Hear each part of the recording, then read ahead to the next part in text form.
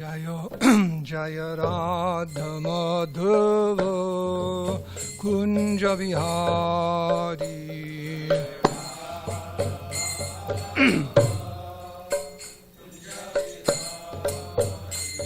Jaya Radha Madhava Kunja Vihari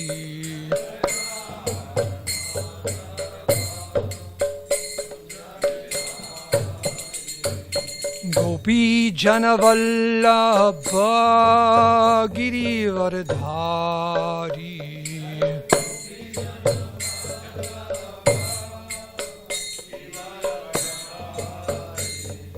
Gopi Janavallabha Girivardhari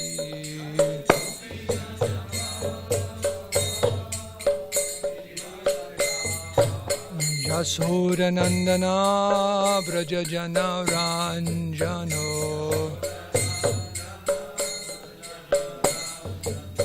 Yashodanandana Brajajana Ranjano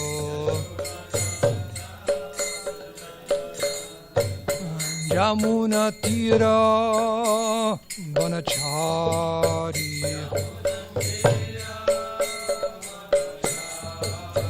Jamuna Tira Vanachari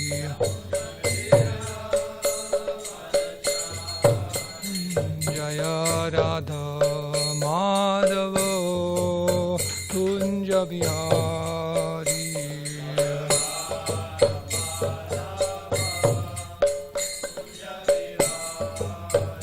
Jaya Radha Madhava Kunja Vihari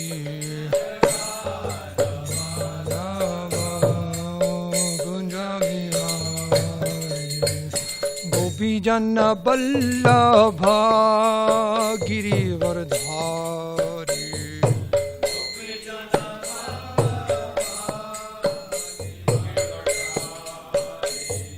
Gopi Jana Vallabha Girivardhari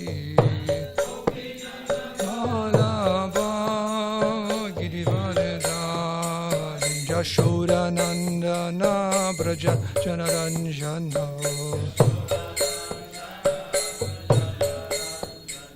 Yashodanandana Braja Janaranjana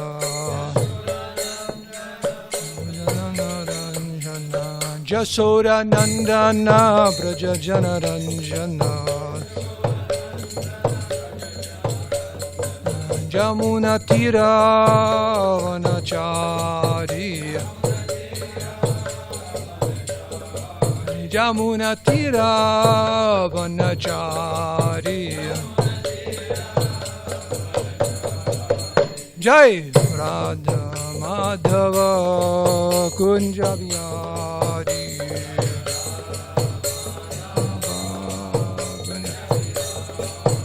Jai Radha Madhava Kunja Vihari Madhava Kunja Vihari Jayo Radha Madhava Kunja Vihari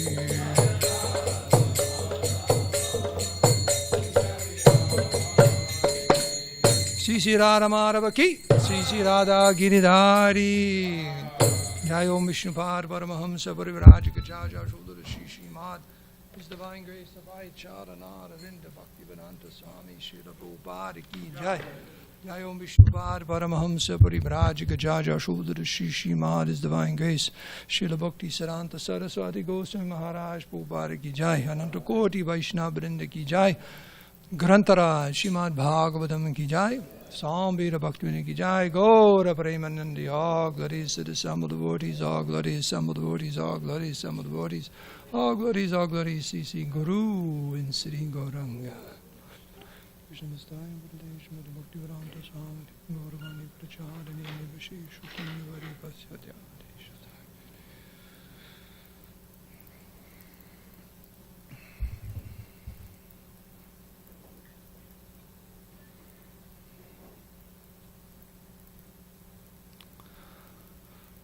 So today we're starting not only a new chapter, but a new canto in our lives.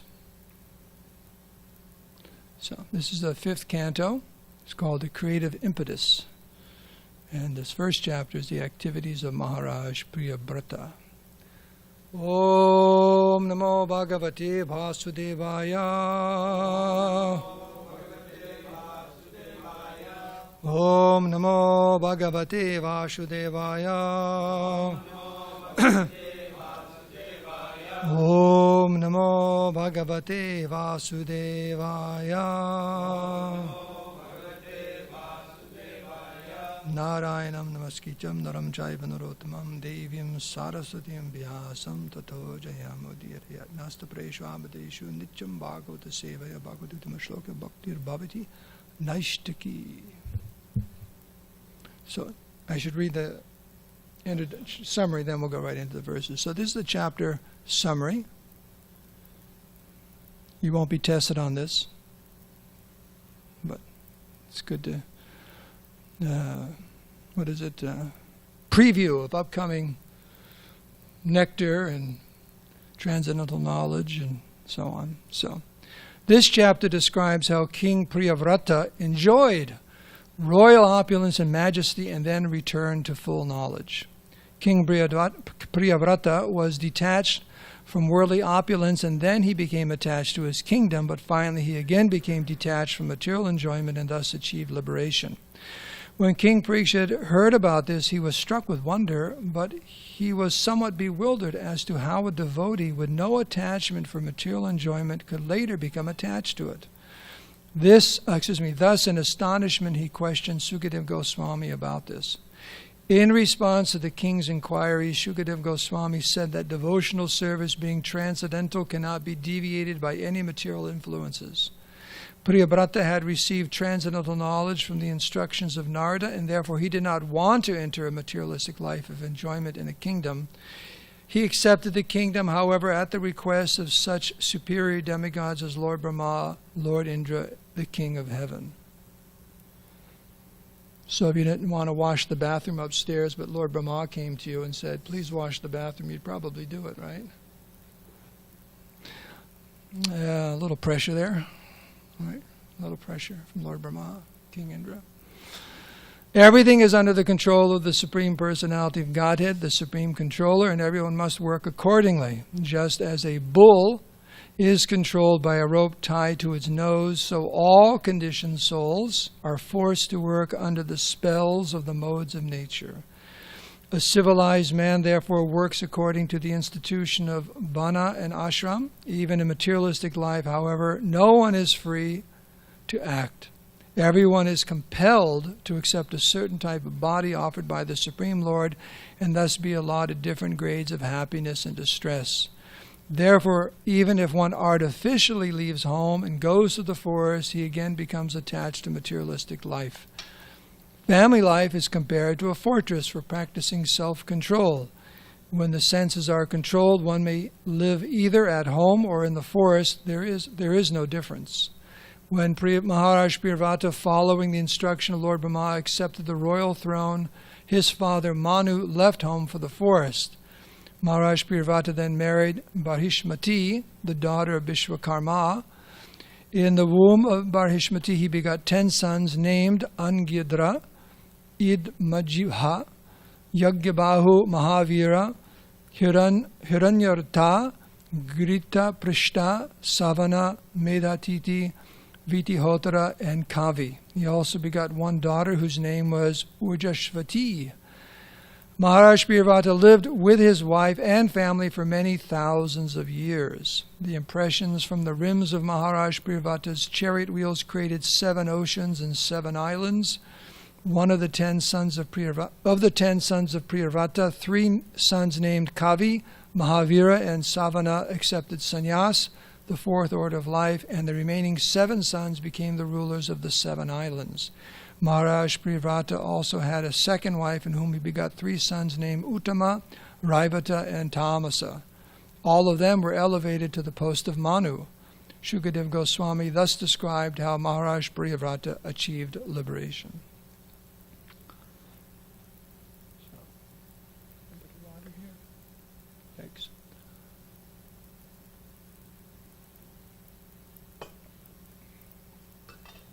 So this is text 1.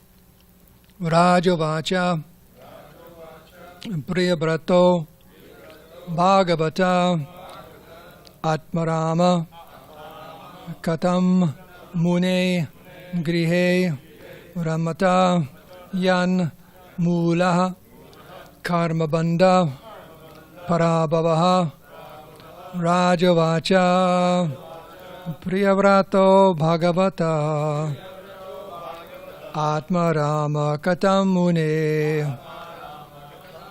Grihe Ramata Yan Mulaha Karmabandha Parabhavaha Rajavacha Priyavrata Bhagavata Atmarama Katam Mune Grihe Ramata Yan Mula Karmabandha Parabhavaha Rajavacha Priyavrata Bhagavata Atmarama Katam Mune Grihe Ramata Yan Mula Karmabandha Parabhavaha. Please chant. Rajavacha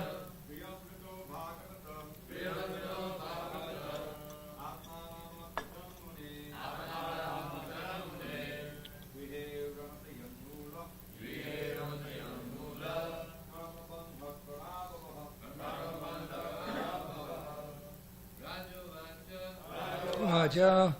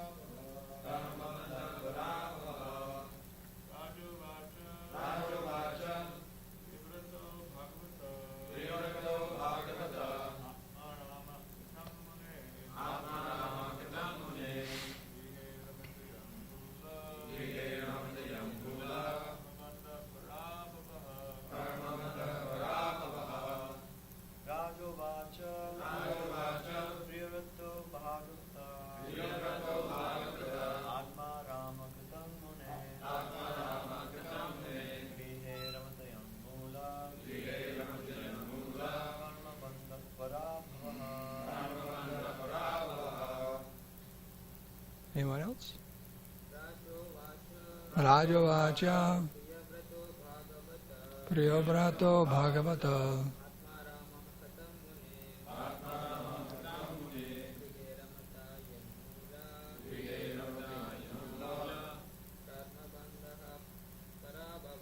Karmabandha Parabhava. Raja Uvacha. King Parikshit said, Priyavrata, King Priyavrata, Bhagavata, the great devotee, Atma Arama, who takes pleasure in self-realization. Katam, why? Mune, O great sage. Grihe, at home. Aramata, enjoyed. Yat mula, having which as the root cause.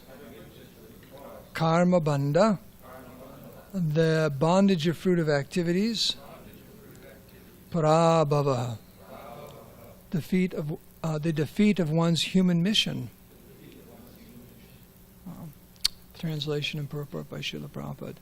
King Parikshit inquired from Shukadeva Goswami, O great sage, why did King Priyavrata, who was a great self-realized devotee of the Lord, remain in household life, which is the root cause of the bondage of karma, fruit of activities, and which defeats the mission of human life? Purport. In the fourth canto, Srila Sukadeva Goswami explains that Narada Muni perfectly instructed King Vrata about the mission of human life. The mission of human life is to realize oneself and then gradually go back home, back to Godhead. Since Narada Muni instructed the king fully on this subject, why did he again enter household life, which is the main cause of material bondage? Maharaj Parikshit was greatly astonished that King Priyavrata remained in household life, especially since he was not only a self-realized soul, but also a first-class devotee of the Lord. A devotee actually has no attraction for household life, but surprisingly, King Priyavrata enjoyed household life very much. One may argue, what is wrong? Why is it wrong to enjoy household life? The reply is that in household life, one becomes bound by the results of fruitive activities. The essence of household life is sense enjoyment, and as long as one engrosses his mind in working hard for sense enjoyment, one becomes bound by the reactions of fruitive activities. This ignorance of self-realization is the greatest defeat in human life. The human form of life is especially meant for getting out of the bondage of fruitive activities, but as long as one is forgetful of his life's mission and acts like an ordinary animal, eating, sleeping, mating, and defending, he must continue his conditioned life of material existence. Such a life is called Sarupa Vishmriti, forgetfulness of one's real constitutional position. Therefore, in Vedic civilization, one is trained in the very beginning of life as a brahmachari. A brahmachari must execute austerities and refrain from sex indulgence. Therefore, if one is completely trained in the principles of brahmacharya, he generally does not enter household life. He is then called a Naishtika brahmachari, which indicates total celibacy. King Parikshit was thus astonished that the great King Priyavrata, although trained in the principles of Naishtika brahmacharya, entered household life. The words Bhagavat Atmarama are very significant in this verse. If one is self-satisfied, as is the Supreme Personality of Godhead, he is called Bhagavat Atmarama. There are different types of satisfaction. Karmis are satisfied in their fruitive activities. Jnanis are satisfied to merge into the effulgence of Brahman, and devotees are satisfied to engage in the Lord's service. The Lord is self-satisfied because he is fully opulent, and one who is satisfied by serving him is called Bhagavat Atmarama. Manushanam Sasreshu, that's in Bhagavad Gita 7th chapter 3rd verse. Out of many thousands of persons, one may endeavor for liberation. Of many thousands of persons attempting to become liberated, one may achieve liberation from the anxieties of material existence and become self-satisfied. Even that satisfaction, however, is not the ultimate satisfaction. The Jnanis and the Karmis have desires, as do the yogis, but devotees have no desires. Satisfaction in the service of the Lord is called akama, freedom from desire, and this is the ultimate satisfaction. Therefore, Maharaj Parikshit inquired, how could one who was fully satisfied on the highest platform be satisfied with family life? The word parabhava in this verse is also significant. When one is satisfied in family life, he is doomed because he must already have forgotten his relationship with the Lord. Prahlad Maharaj describes how the activities of family life implicate one more and more. Atmapatam griyam andakupam. Household life is like a dark well. If one falls into this well, his spiritual death is assured. How Priyavrata Maharaj remained a liberated Paramahamsa even within family life is described in text 23 of this chapter. Oma Gyan Tivarandasya Gyananjana Salakaya Chakshud Unminitam Dena Taishmai Sri Gurave Namaha Sri Krishna Chaitanya Prabhu Nityananda Shri Advaita Gadadhar Shivashati Gaur Bhaktivinoda Hare Krishna, Krishna Krishna, Hare Hare, Hare Rama, Rama Rama, Hare Hare. Panchakapadrubhascha kripa sindhu bevacha patidanam bhavanibhyo vaishnavibhyo namo namaha. So by your kind wishes and blessings, I'll try to say a few words. Whenever you have a grihastha speaking on a purport like this, it's like hanging out your dirty laundry. Right? So, where did he go wrong? So, Srila Prabhupada ki jai. This is a long purport. A lot to be said. Well, let's start. Well, one side of this is that the activities of great devotees can be bewildering. And one has to be very, very careful. In fact, there's a verse in the Chaitanya Charitamrita about being careful not to judge the activities of elevated Vaishnavas. One can get into some serious trouble there. And there are many different stories in this regard. So one has to be very careful. One should be actually very careful about everyone, because what do you really know about other people? So Krishna explains in the Gita, we're the knower of this body, but we're not the knower of other bodies. Krishna is sarvakshetreshu. He's there in everybody. He knows everything perfectly well. Past, present, and future. It says in the Bhagavad Gita, right? I know everything is happening in the past, the present, the future. I know all living entities. Mam tu vedana kashtana, but no one knows me. But Krishna knows everything. But how much do we really know? We actually don't even know much about ourselves. One tiny little lifetime, and we pretty much forgot what happened yesterday. We have no idea what's coming tomorrow. And what's happening today, we're not even sure. How about our previous lives? The soul's eternal. I mean, we don't even know. So, I gave this example in one class recently. That gentleman I met in the lobby who was told me he was one of the primary scientists who developed the technology for the cell phone, but he had lost his memory now. And he could not remember anything 5, 10, 15 minutes previous. So he apologized. He'd forget me and forget the whole conversation we had about Krishna consciousness. So imagine that. You just forget everything that happened 5 minutes ago, 10 minutes ago, yesterday, the day before.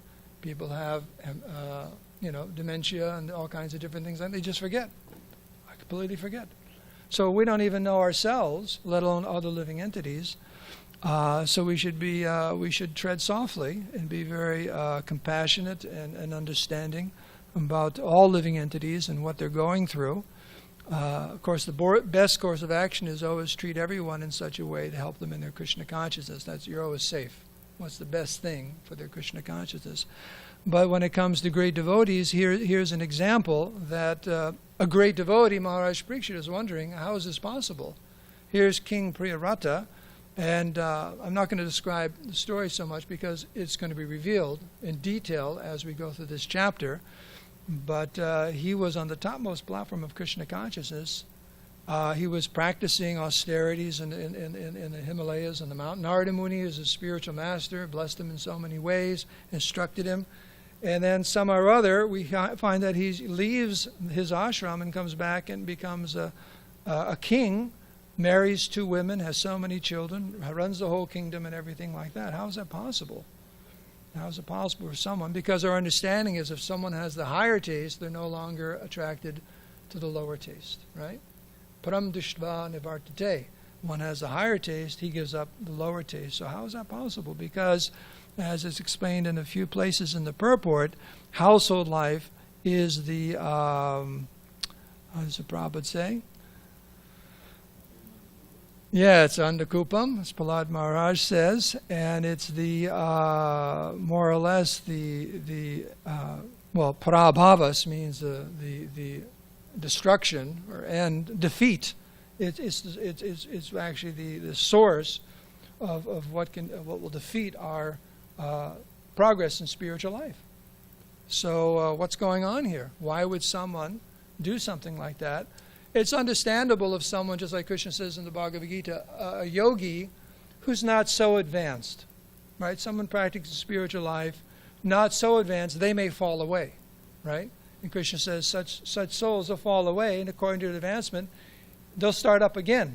And they'll suchinam shrimate gehe yoga brashta pijayate. Yoga brashta, one who gives up the practice. In the future, they'll come back, they'll take a nice birth, maybe a rich family, a family of Brahmins, or even better, a family of devotees. But how about someone who's self-realized on the topmost platform? A few times Prabhupada makes the point here, King Priyavrata was on the topmost platform of Krishna consciousness. So something doesn't sound right here. And it's not that Maharaj Parikshit is trying to find fault or thinks, I guess he wasn't that advanced. Right? It's not that. I guess he wasn't that advanced. Right? What happened? It's not like that. He's just curious. This is quite interesting that someone on the topmost platform of Krishna consciousness seems to be coming down and doing all of these material activities as a king. So how do we understand this? How can we understand the activity of this great soul, Maharaj Priyavrata? So actually one thing you can see in this question is the exalted character of Maharaj Parikshit also. He saw something that didn't seem right, but still, because he was non-envious, he wasn't inquiring in an envious way, right? If we're envious of others, sometimes we see something go wrong and we that comes out.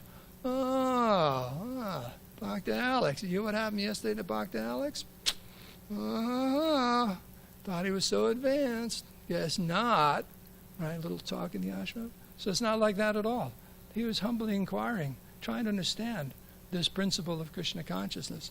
And there, just like in the Chaitanya Charitamrita, I read recently the story about Gadadhar Pandit and Mukunda visiting Pundarik Vidyanidhi, who was a very elderly and exalted devotee, associate of Chaitanya Mahaprabhu. And they went to him, they heard of him, and they went to him to Gadadhar Pandit wanted to hear about Krishna and very elevated topics of Krishna and so on. So they came to his house and they came inside, and he's sitting there on this big cushioned seat. And he's got his hair beautifully, with nice scented oil, combed very, very nicely, garlands.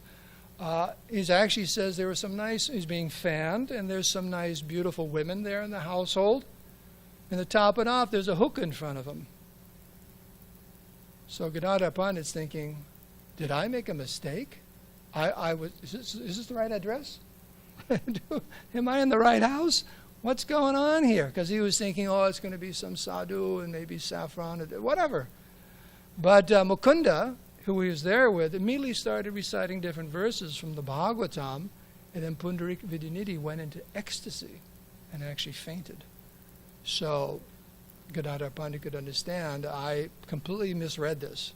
The externals, but actually he was the topmost platform of Krishna consciousness. And he took initiation. He took initiation from Pundarik Vidyanidhi. So here's an example, very, very exalted soul, and is misunderstood. So one has to be very, very careful. And there's different stories like that. I guess one last point, that we'll switch gears. In the Bhagavad Gita, the same question comes up, something like this, in the beginning of the 3rd chapter. Because Krishna's been telling Arjuna about renouncing everything, but on the other hand, he's telling him to fight the war, saying spiritual life means intelligence, buddhi yoga, this and the renunciation. And then he's saying, but I want you to fight. So he says, I'm bewildered by your instructions. And in those, there's a few verses here, because we're talking about kings. There's a king referred to in the 3rd chapter. Do you know the king's name? Are you a scholar of the 3rd chapter of the Bhagavad Gita? Are you a scholar of the 3rd chapter of the Bhagavad Gita? Okay. There's a long line of kings, and they actually all have the same name. Did you know that? Going all the way back, even the father of Sita. There's a long line of kings, but they always kept the same name. So when you hear this name, it could be many different generations. Yeah, I remember hearing that in a lecture. But Krishna's telling Arjuna, let me explain this to you. It seems to be a contradiction, but it's not a contradiction at all. And in the this is the 3rd chapter of the Bhagavad Gita, 19th chapter, he says, actually 18, he goes, a self-realized man has no purpose to fulfill in the discharge of his prescribed duties, nor has he any reason not to perform that work, nor has he any need to depend on any other living being. Therefore, without being attached to the fruits of activities, one should act as a matter of duty, for by working without attachment, one attains the supreme. Kings, such as Janaka, attain perfection solely by performance of prescribed duties. Therefore, for the sake of educating the people in general, you should perform your work. So Arjuna was in a similar situation. On one hand, he was saying, I should just get out of here. Just renounce everything, go to the forest. This kingly duty right now doesn't look like it's going to make me happy. And Krishna's saying, no, you got to stay and do your duty. And here he's giving an example of Maharaj Janak. Even though a self-realized soul, he still did his duty. Why? It's for others. He says, in this next verse is primary verse in the Bhagavad Gita, this yad yad acharati sheshtas. Whatever action a great man performs, common men follow, and whatever standards he accepts by exemplary acts, all the world pursues. O son of Prita, Krishna is saying there's no work prescribed for him. Krishna has no obligation of anyone to know, but he still performs the prescribed duties when he descends, so others won't think, well, I don't have it. Krishna doesn't do anything, so I don't have to do anything. He does all of his duties very, very nicely to set the example for others. So devotees of the Lord, although being very, very advanced in Krishna consciousness, they have their different duties. And one should not think that if one's interacting with the material nature in the service of Krishna, they're in Maya. Prabhupada gave an example in his own personal life how people may have been thinking that while he was there in Delhi gathering paper and different things to print the Bhagavatam, thinking, what is this sannyasi? Collecting all this money, buying paper, this and that. Seemed like business. But because Krishna's business of the topmost level, it was not karma at all. In the most remote sense, it wasn't karma. It was divine devotional service. So we have services in this material world. Just even taking care of our own body is service, isn't it? It gets tiring sometimes, doesn't it? You got to wake it up. You got to put it to sleep. You got to feed it. You got to wash it. You got to all this stuff, and that's the gross body. Then you got to take care of your subtle body. Ooh, lust, anger, greed, all those things. But you got to do it in the service of the Lord. So anyways, there's one last point. I know it's late, but the other point is that, and this should be discussed, is Maharaj Priyavrata was asked to take up an important responsibility, material responsibilities. So what happens if a devotee is asked to do that and they're not that strong?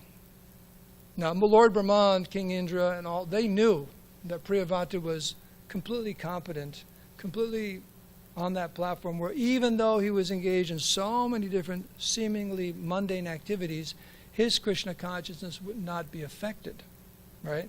But what happens if one has to do all these different duties and one is fearful that, wait a second, I could be affected or I am affected? So that's another question too. The being honest with oneself as far as how much one can handle, how much one can handle. Because we're all in touch with the material nature doing so many different things, This question comes up, what order of life should I be in? Should I be a single person, brahmacharya, grihastha, this or that, vanaprastha, sannyas? Should I do this kind of service, that kind of service? And a lot of that depends on one's spiritual strength. So one has to be very honest with oneself and others and so on. And not that one should not be up for the challenge, but one has to be careful. One has to be careful and always strong. And Prabhupada gives the example in the 8th canto, the story of Gajendra, the elephant who waded into the water, and he was like that. The crocodile grabbed him. And the elephant, although very, very strong animal in the water, it's weak, and the crocodile is stronger in the water and weaker on the land. So it was a losing battle because he was in an element in which he was not strong. So we should keep ourselves very, very strong and increase our spiritual strength every day so we can take on more and more responsibilities for pushing on the Krishna consciousness movement, the Sankirtan movement. But also one has to be careful. If one takes on too much, one can suffer. One's spiritual life can suffer for some time. So one has to be careful. So it's 8:30. I just barely touched upon the purport. So maybe, I don't know if tomorrow someone wants to speak, but there's so much in this purport. So we can open it up for others to speak and questions and comments. I'll ask, just a point of information here. It seems like what happened is that Dhruva finally went back to Godhead, right? He gave up the kingdom and he went back to Godhead. And so his father had already left, right? When Dhruva left and then the other son was killed, it was too much for Uttanapada. So Dhruva came back, he took up the role, and he didn't want to, but 36,000 years or however long it was. So now finally, the other brother needs to come in and fill in the role, because Dhruva's not there, and you have to have a leader. I mean, it seems like that's what happened. clarify that.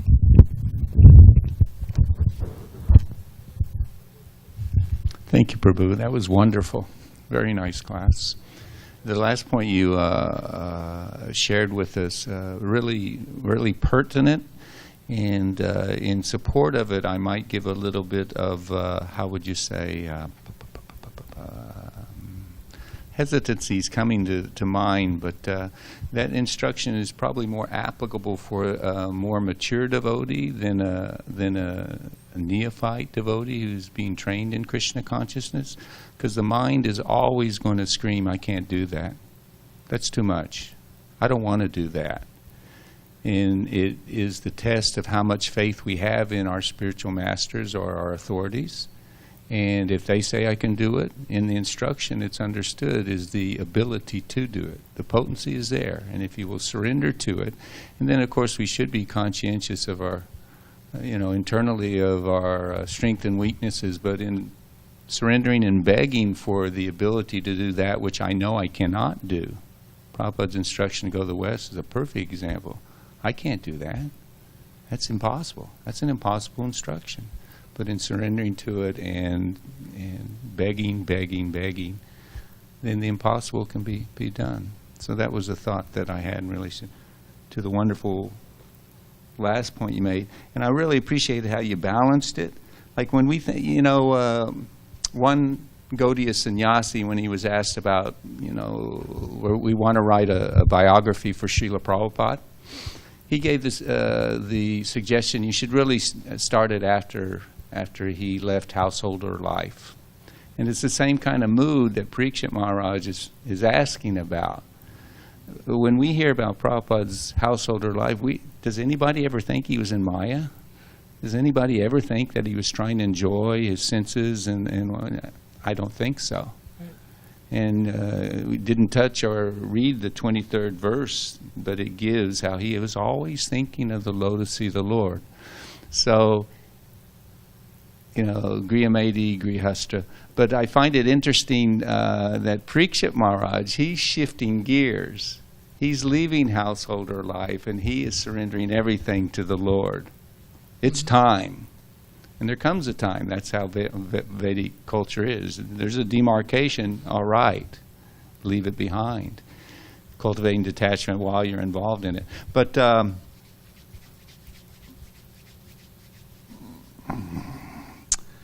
Parikshit Maharaj was a Paramahamsa who he could probably make the statement, there never was a time when I didn't remember Krishna. Even before taking birth, he had darshan of the Lord, and therefore was always, that's his name, the examiner. Where's Krishna? Where's Krishna? So it's interesting that these Paramahamsas feel themselves unworthy. I've been attached. I've been covered. I've been in Maya, and therefore I have to surrender. And he projects and asks the same thing about Priyavrata.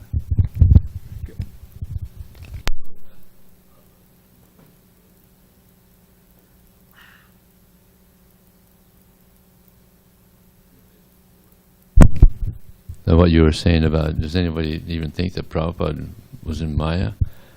When Prabhupada, this must have been 30s or something like that. One friend of his, dear friend of his, they were going to go to the movies, and Prabhupada's walking down the street. Hey, we're going to go to the movies. Come on, let's go to the movie. Go to the movies with us. And Prabhupada said, No, that's okay. Oh, come on, let's go to the movies and have a good time. Nice. So they were close, so he got him in the car, driving to the movies, right? So they get out to go to the movies, and Prabhupada got out, but he went the opposite way. He didn't go to the movies. And he told the friend, he said, even if you give me $1,000, I'm not going to go to the movies. $1,000 back then, that was a lot of money back in the 30s. So just to give, Prabhupada was always, he said there was never a time when I did not think of Krishna. So yeah. Thank you. Yeah, wonderful class. And wonderful comment.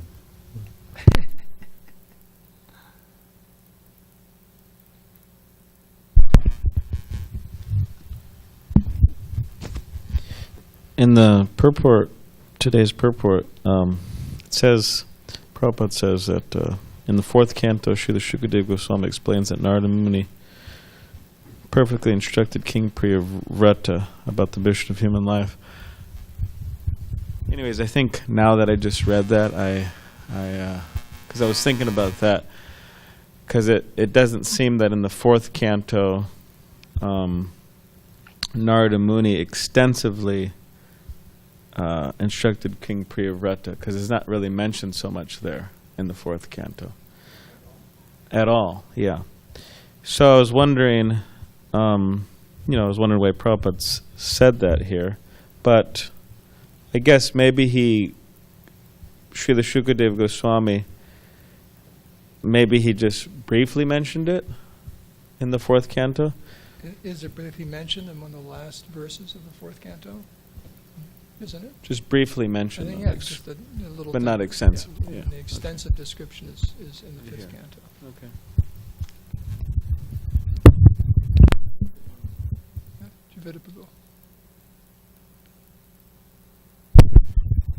One thing that's interesting here is that there's a kind of a difference in the authorities, right?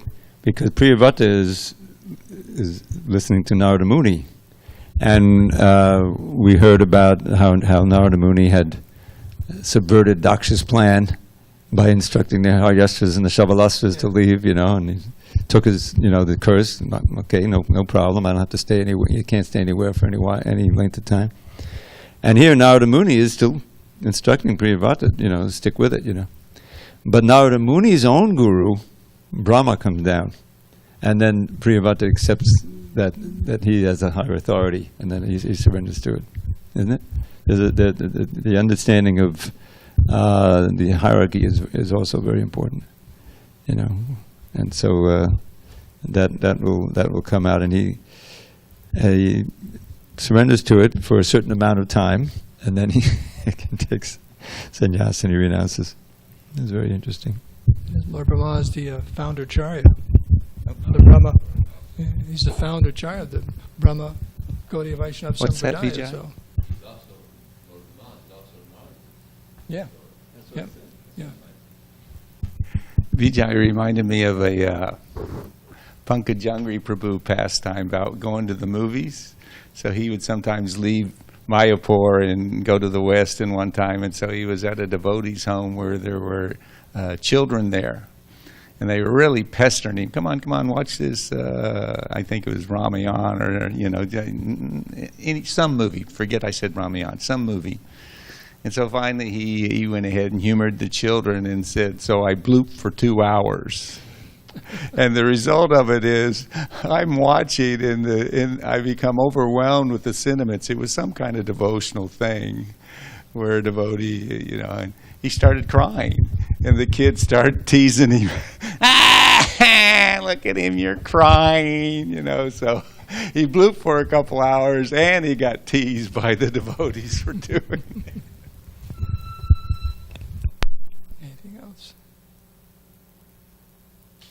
Okay, so we can end here. All glories to Srila Prabhupada.